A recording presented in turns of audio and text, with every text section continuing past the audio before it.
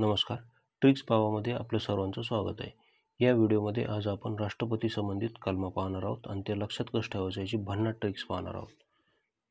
जर तुम्ही कंबाईनची तयारी करत असाल किंवा MPSC किंवा सरळ सेवा तर सर्वांसाठी हे महत्त्वाचं आहे. तसेच डिपार्टमेंट PSI मुख्यची तयारी करत असाल तर तुमच्यासाठी तर हा व्हिडिओ खूपच महत्त्वाचा आहे. त्यामुळे व्हिडिओ शेवटपर्यंत पहा. तर चला सुरू करू. बघा, भारताचे कार्यकारी मंडळ कलम 52 ते 78 दरम्यान दिलेले आहे. त्यामध्ये आपल्याला राष्ट्रपती संबंधी कलमे पाहिजे आहेत या व्हिडिओमध्ये, जे की कलम 52 ते 62 मध्ये दिलेले आहेत. तर चला सुरू करू. आता बघा, कलम 52 काय, भारतासाठी एक राष्ट्रपती असेल. काय 52 काय म्हणतंय की भारतासाठी एक राष्ट्रपती असेल. तर आता या ट्रिक्सनुसार कसं लक्षात ठेवायचं, आपण म्हणू भारतासाठी एक ब्राह्मण राष्ट्रपती असेल. बघा, भारतासाठी एक राष्ट्रपती असेल असं ते म्हणत आहे. आपण फक्त ब्राह्मण समाजाचा असेल असं एवढा एक ब्राह्मण एवढा शब्द ॲड करू. आता का ते आता मी तुम्हाला सांगतो. बघा, कारण हे बघा 52ला जर देवनागरीत लिहिलं तर हे बघा असं 52 आणि ब्राह्मण. बघा 52 ब्राह्मण असा हे मग जुळतो. बघा 52 ब्राह्मण. तर मग आपण काय म्हणू, भारतासाठी एक ब्राह्मण राष्ट्रपती असेल. भारतासाठी एक ब्राह्मण म्हणजे कलम 52 नुसार भारतासाठी एक राष्ट्रपती असेल, हे आपल्या लक्षात राहील. बघा, अशाच ट्रिक्ससह पॉलिटीच्या सर्व कलमांची PDF हवी असेल तर तुम्ही मला 84 21 90 किती 84 21 90 83 84 या नंबरवर संपर्क करू शकता. ज्यामध्ये मी सर्व टोटल किती 102 पेजची ही PDF आहे. ज्यामध्ये मी कलम 1 पासून ते कलम 360 पर्यंत सर्व कलम कव्हर केले आहेत अशा ट्रिक्ससह. तसेच पंचायत राजचे कलमसुद्धा त्यामध्ये कव्हर केले. तसेच आयोगाचे प्रिव्हियस इयर क्वेश्चनसुद्धा कव्हर केलेले आहेत. बघा, आता कलम 53 एक काय, संघराज्याचे सर्व कामकाज राष्ट्रपतीच्या नावाने चालेल. त्यानंतर 53(2) आहे, राष्ट्रपती हे तिन्ही संरक्षण दलाचे सरसेनापती असतील. 53(2). बघा, आता इथं 53(2)ला शेवटी हे 32 दिसतं. बघा 53(2) हे बघा शेवटी हे 3 आणि हे 2 किती दिसतं 32 हे बघा 32. तर आता या लक्षात कसं ठेवायचं, सरसेनापती या नात्याने ते दुश्मनाचे 32ला 32 दात पाडतील. अशा प्रकारे तुम्ही 53(2) लक्षात ठेवू शकता. त्यानंतर कलम 54 काय बघा, कलम 54 आहे राष्ट्रपतीची निवडणूक आणि कलम 55 काय आहे, राष्ट्रपतीची निवडणूक पद्धत.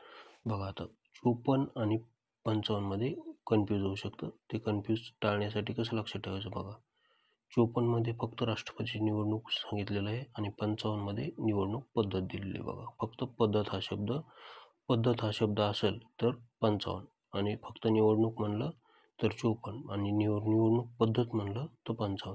आणि ही जी निवडणूक पद्धत घेतलेली आहे आपण आयर्लंड देशाकडून घेतलेली आहे. बघा, आता लक्षात कसं ठेवायचं, बघा 55 मध्ये शेवटी 5 आहे ना, तर ही जी पद्धत आहे आपण आयर्लंड या पाश्चात्य देशाकडून घेतलेली. बघा, मग शेवटी बघा 5 पाश्चात्य हे बघा 5 पाश्चात्य असं लक्षात ठेवा. त्यानंतर 56 बघा 56 तर लक्षात ठेवण्याची भन्नाट ट्रिक केलेली मी. 56 काय, राष्ट्रपतीचा कार्यकाल. बघा, आता लक्षात कसं ठेवायचं, हे 56ला आपण देवनागरीत लिहिलं असं 56 = छकडा असं म्हणा. बघा, राष्ट्रपती त्यांच्या ऑफिसचे कार्य संपले की छकड्यात बसून घरी जातात असं लक्षात ठेवा. छकडा म्हणजे काय, घोडागाडी. मग 56 छकडा. राष्ट्रपती बघा त्यांचं ऑफिसचं कार्य संपलं की छकड्यात बसून घरी जातात. म्हणजे 56 मध्ये राष्ट्रपतीचा कार्यकाळ दिलेला आहे, जो किती असतो 5 वर्ष असतो. 5 वर्ष संपले की राष्ट्रपती त्यांचा कार्यकाळ संपतो, त्या जागी ते परत निवडणुकीसाठी निवडणूक लढू शकतात. तेच कलम 57 मध्ये सांगितलेलं. बघा, आता 57 काय की राष्ट्रपती पुनर्नियुक्तीस कितीही वेळा पात्र असतील. आता या लक्षात कसं ठेवायचं, बघा 57 मध्ये शेवटी 7 आहे. बघा शेवटी 7 आहे. तर असं बघा, भारतीय स्त्रिया काय म्हणतात, भारतीय स्त्रिया म्हणतात की मला 7 जन्म हाच पती पाहिजे. म्हणून कलम 57 काय आहे की राष्ट्रपती पुनर्नियुक्तीस कितीही वेळा पात्र ठरतील. जसे की भारतीय स्त्रिया म्हणतात मला 7 जन्म परत हाच पती पाहिजे, तो कसाही असला तरी मला तोच पाहिजे असं म्हणतात. म्हणून 57 म्हणजे शेवटी 7 असं लक्षात ठेवा की राष्ट्रपती पुनर्नियुक्तीस पात्र. मात्र अमेरिकेमध्ये तसं नाही. अमेरिकेन जो राष्ट्रपती असतो तो फक्त 2च वेळेस पात्र ठरतो. 2 वेळेस तो राष्ट्राध्यक्ष झाला की परत 3ऱ्या वेळेस तो निवडणूक लढू शकत नाही. त्यानंतर 58 आहे राष्ट्रपतीच्या पात्रता आणि अर्हता. त्याला लक्षात कसं ठेवायचं बघा. 58 इक्वल टू आठवले म्हणून 58 आठवले बघा.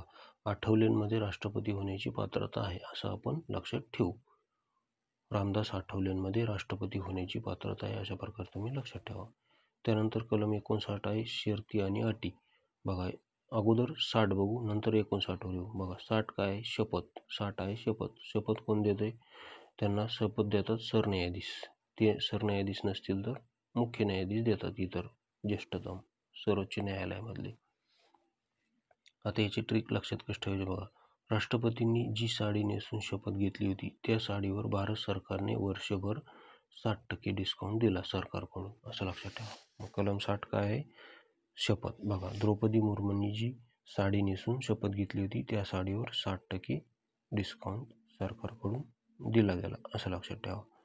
म्हणजे 60 काय शपथ आणि 59 काय शर्ती आणि अटी. तर 8 काय राष्ट्रपतींनी शपथ घेण्यासाठी साडी नेसून यावे ही अट आहे असं लक्षात ठेवा. म्हणजे बघा शपथ घ्यायच्या अगोदर अटी सर्व त्यांना राष्ट्रपती पदाच्या ज्या काही अटी शर्ती असतात त्या मान्य कराव्या लागतात. म्हणून तशा प्रकारे तुम्ही ते लक्षात ठेवू शकता. बघा आता 61 काय की राष्ट्रपती महाभियोग. 61 काय राष्ट्रपती महाभियोग. आता या ट्रिक्सनुसार कसं लक्षात ठेवायचं. फक्त घटनाभंग केल्यामुळे राष्ट्रपतीवर महाभियोग लावला जातो आणि घटनाभंग म्हणजे नेमकं काय हे मात्र घटनेत सांगितले नाही हे पण लक्षात ठेवा. घटनाभंग म्हणजे काय हे घटनेत सांगितलेलं नाही. मात्र केवळ घटनाभंग झाल्यामुळे राष्ट्रपतीवर महाभियोग लावला जाऊ शकतो आणि ही जी महाभियोग प्रोसेस आहे ही आपण अमेरिकेकडून घेतलेली. बघा आता या लक्षात कसं ठेवायचं. राष्ट्रपतींनी घटनेचे एक पान फाडले. बघा पान काय केले फाडले असं इंग्लिशमध्ये लिहिलं. फाडले पान फाडले त्यामुळे राष्ट्रपतीवर महाभियोग लावला. बघा फाडले का म्हणलं मी कारण फाडलेचं जे एफ आहे ते 6 नंबरला येतं एबीसीनुसार आणि ए हा 1 नंबरला येतो. बघा म्हणजे फाडले 6 आणि 1 किती झाले 61. मग कलम 61 काय आहे राष्ट्रपती महाभियोग अशा प्रकारे तुम्ही लक्षात ठेवू शकता. त्यानंतर कलम 62 काय नवीन राष्ट्रपतीची निवड. आता या लक्षात कसं ठेवायचं बघा. 62 हे बघा 62 मीन्स जुन्याला म्हणतात आता तू बास कर. हे बघा बास कर म्हणजे तू बस आता तुझा कार्यकाळ बास कर म्हणजे थांबव. हे बघा बास इज इक्वल टू 62. हे बघा बास कर इज इक्वल टू 62. हे बघा बास इज इक्वल टू 62. हे बघा बास इज इक्वल टू 62 असं म्हणा. तू बास कर आता 62 इज इक्वल टू बास कर असं म्हणा. म्हणजे त्यानं वास केलं की नवीन राष्ट्रपती निवडला जाईल. तर अशा प्रकारे आपण या व्हिडिओमध्ये राष्ट्रपतीच्या सर्व कलमा पाहिल्या आहेत तसेच त्या लक्षात कसं ठेवायचे हे आपण पाहिले आहेत.